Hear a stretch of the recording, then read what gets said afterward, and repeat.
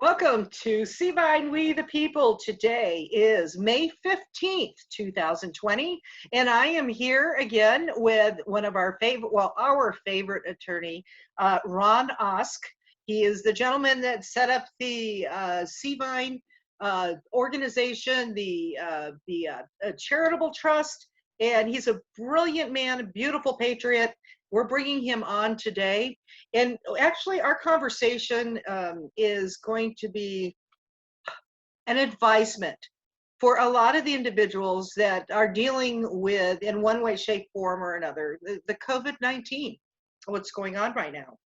And so, welcome, Ron, to our show today. I'm delighted to be here. Well, as usual, with everything going on with your wisdom, it's very helpful to hear what you have to say. Now, the reason I'm bringing this up today, I had a friend I was talking to on the phone whose mother is in the hospital right now because she was having some flu-like symptoms, and they tested her and she was positive for COVID-19. She's 92 years old. And they apparently she was doing okay for a while, and then she was having a little bit more difficulty in breathing. And they were asking her if the daughter, if it was okay if they went ahead and put a tube down her. Now, my history is I used to be a nurse, and so I understand a little bit about respirators, and there's some things that are really important that are done correctly with respirators for different types of breathing problems. But the thing is, what's very difficult for people right now is if somebody we know has been diagnosed with COVID and they keep them in the hospital, they can't have any family members around whatsoever, no friends, no visitors. And that's a really scary thing to me. Because who's there to basically speak up for the patient when they can't, and they're too sick, or I don't know, even knowing what's going on, or how can they fight back without an advocate there? But anyway, that's just the way it is right now. What was really concerning to me, main reason I'm bringing this up, is when I asked my friend, well, are they using the reported cure Donald Trump put out there and said you at least have the right to try, as a last ditch effort type of situation? And I've had so many videos with the research I've done of doctors screaming the praises of this. And we're going to show one here in a minute. But she didn't even bring it up. And so that's why I'm doing this here. I mean, heaven forbid anything else, gets any worse or there's a repeat. But you know what, people? You need to speak up, and you need to start saying something and talking to people. And I don't know, fighting for yourselves or your family. So, with Ron, with this going on, do you know of anybody who has COVID-19? I do, but it's a woman. My wife has a friend that's been diagnosed, but she doesn't have any symptoms. In other words, she's at home and they monitor her, but she's, I don't know, she's been infected for probably a month, but there's no change. In other words, she just has some slight symptoms, whatever they are, and doesn't appear to be, going downhill, so to speak. I'm somewhat familiar. I didn't know the guy personally, but we had lost a deputy sheriff here that was transporting a prisoner from Marietta to the Riverside County Hospital in Marina Valley. And the deputy sheriff, got infected and died tragically at age 54, left a wife and some children. Another deputy sheriff at the main station here died, and nobody knows how he got infected. So it's scary, but I don't have any personal acquaintances that are in serious condition. Let me put it that way. Mm-hmm. Well, we've all been, hearing horror stories, and some things I think have been bloviated a little bit more than they needed to be. But with all this going on, and nobody is denying that COVID-19 isn't a thing. Nobody's denying that, not even for a little bit. We understand the various different aspects to it. But there is something that works, okay? And that's what I want to talk about right now. Just because it hasn't been approved by a three-letter agency like, the FDA or, everything else that's going through it, there has been a number of studies, especially when you're dealing with studies in real time, that has shown it to be quite effective. And so that is why our show this evening is going to be rather short, but I want you to take note of this and to remember this. Now I'm going to share my screen here for a minute, and I'm going to play just one of the many, many videos out there that are saying the same thing. And then I want to add a few things to it. Just a moment, please.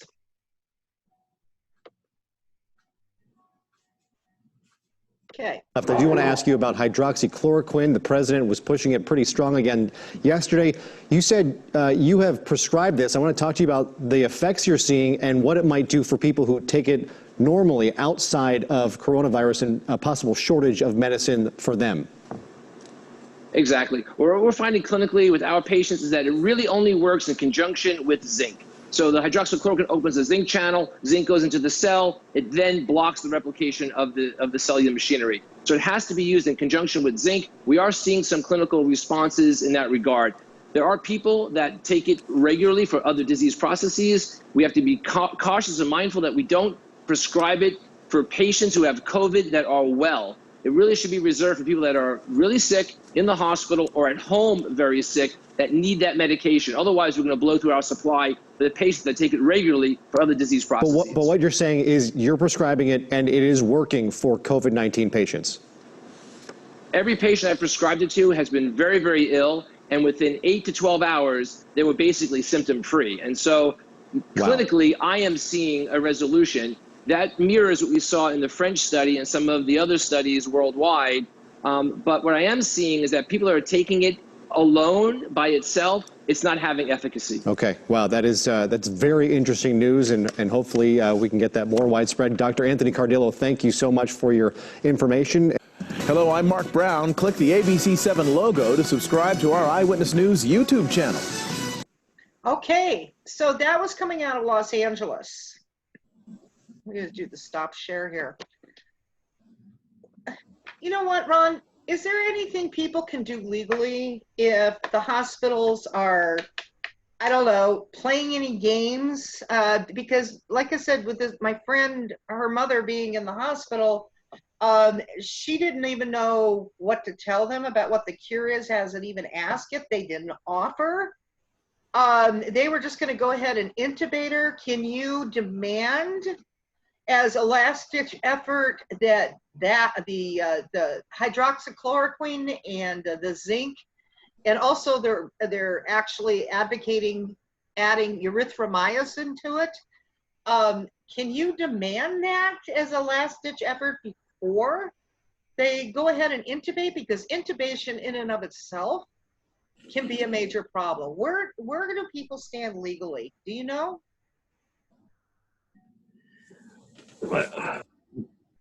The problem I think you have is that you'd have to go into court. There's no way to just write a letter or make a phone call and get anything done. It's a waste of time and money. You got to go into court and seek an injunction of sorts. And all the courts are closed. Is there any kind of emergency measures? If you got a 92-year-old woman in jeopardy, the probate courts are open in Riverside and San Bernardino County. I can't tell you about LA, but Riverside and San Bernardino County are open for the sole purpose of allowing people in emergencies like this to go in most of the courts are done, most of the hearings are done by phone, but they are open, and the judges are there, the clerks are there to take your papers. So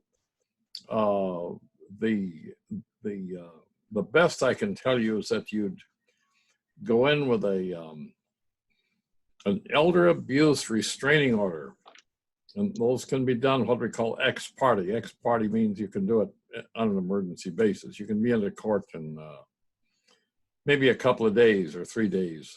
Sometimes you can get into court almost the same day and get a hearing. A judge could make a temporary ruling,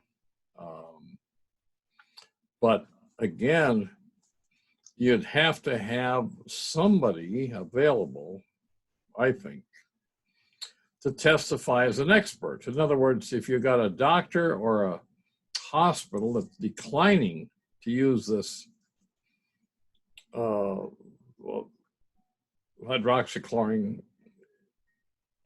you might have to pay another doctor to come into court as an expert to testify that they should do it.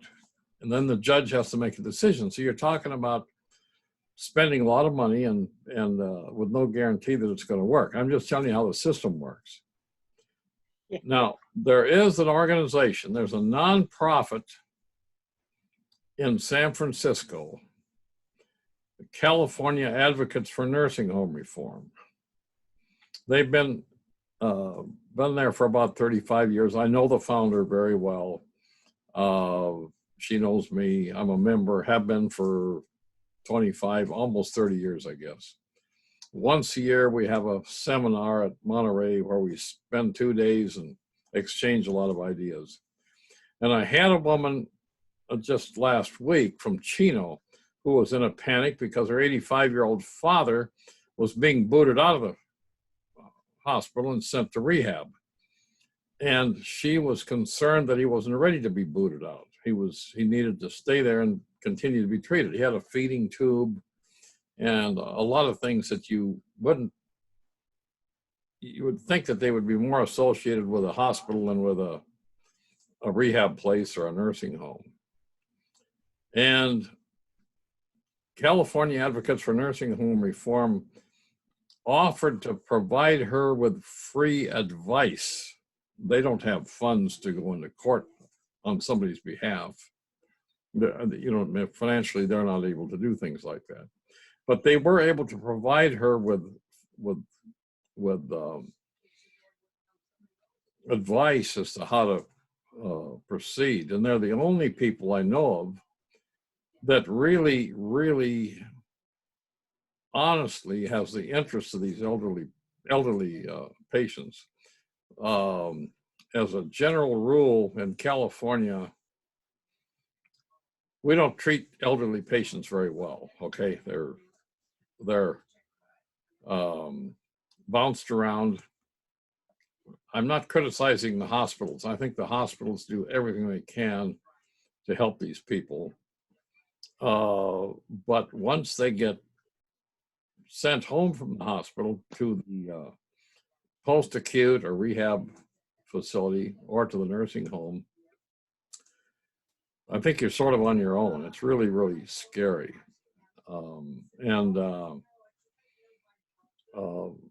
Because the question is, what jurisdiction do you have over them? These are just some healthcare workers.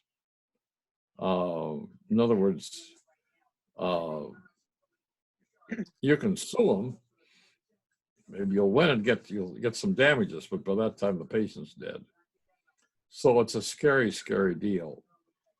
We need to get into Sacramento and try to get some legislation passed real fast.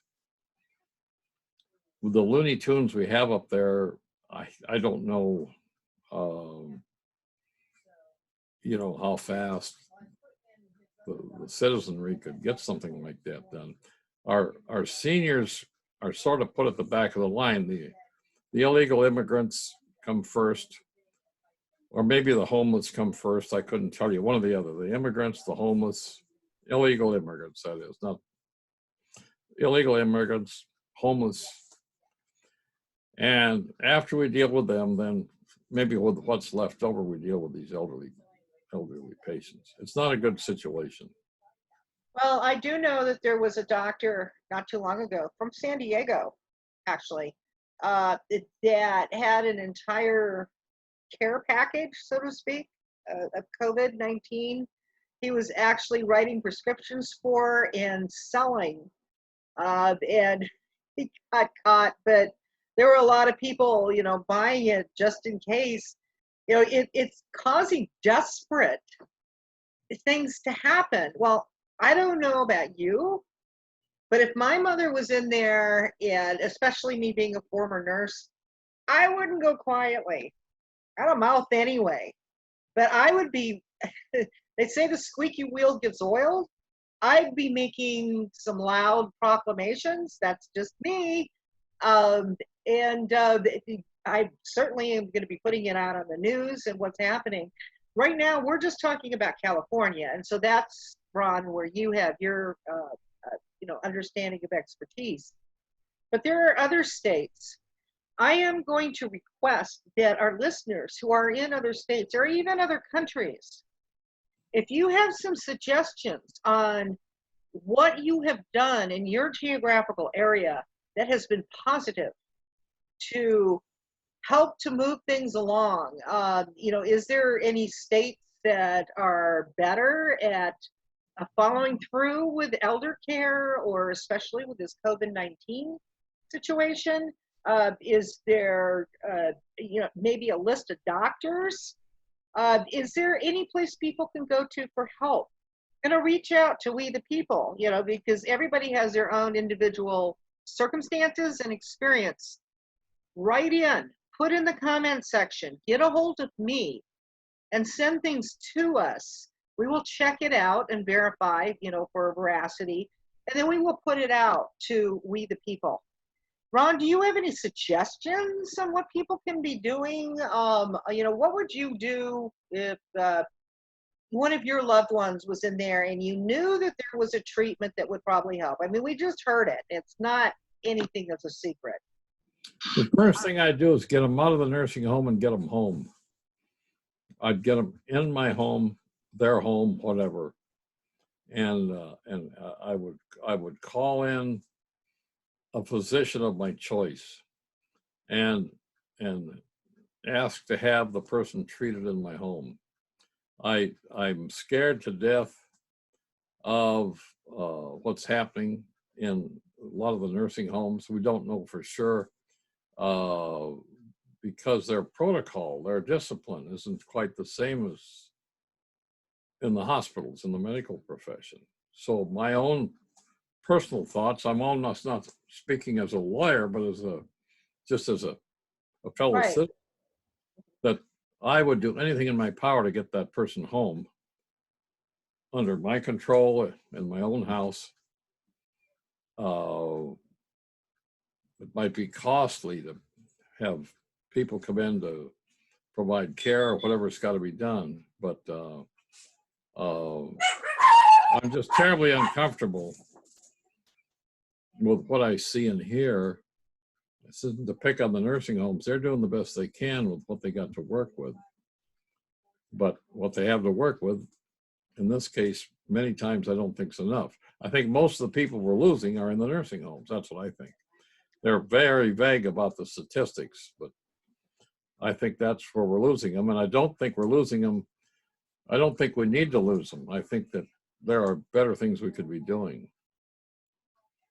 Well, when I'm hearing all these doctors, skilled physicians that have personal experience with hydroxychloroquine and coming together with zinc, they all seem to agree on that. All different parts of the world, they're agreeing on that. Now they're starting to say, well, there's a shortage of some of the medications.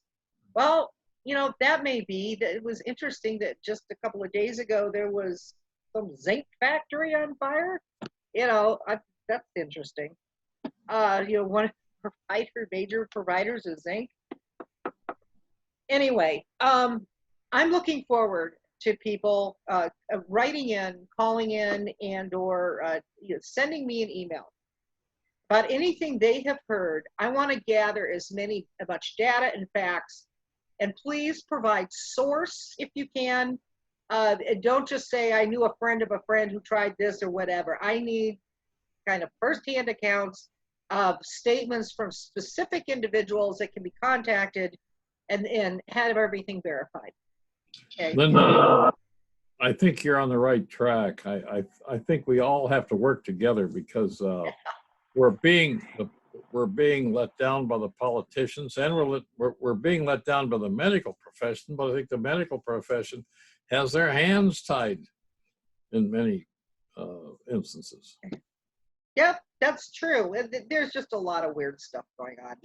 So, it's the end of our half hour, and I want to thank you, Ron, again for joining us this week. We will be back again next Friday where we have our next discussion. But I look forward to hearing some response from everyone on this, and I will be giving you the results of what happens, what comes in. And we need to all work together. Where we go one, we go all. So, all righty, everyone. Thank you for joining us today. Thanks, Linda. Bye-bye. Bye now.